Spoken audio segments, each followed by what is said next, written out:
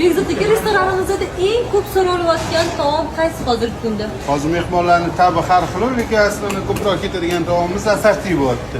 O'zbek asal. O'zbek asorti. Bitta yig'ib ko'rsatasizmi? Ha, mana Usmon ukamizga ko'rsatadi. Kelinglar, sizlarga bitta porsiya asadni qanaqa yig'ilishini ko'rsatib beraman.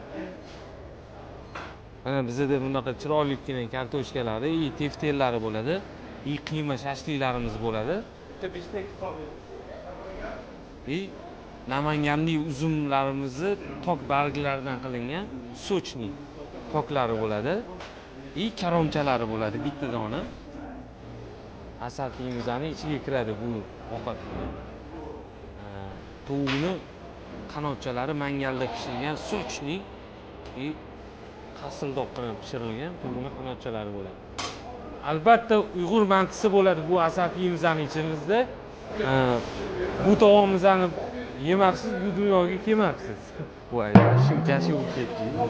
Oxirgi shtriximiz bizning jizimizda bo'ladi. Jiz go'shtimizdan 2 bo'lagini solib beriladi. Asadning. Bitta tarelkada shunda 8 ta ovqatni yig'dingiz-a? Albatta, shunaqa. Mijozlarimizga nimani tavsiya qilasiz? Bitta kelib yeb ko'rishinglarni maslahat bergan bo'lardim. hamda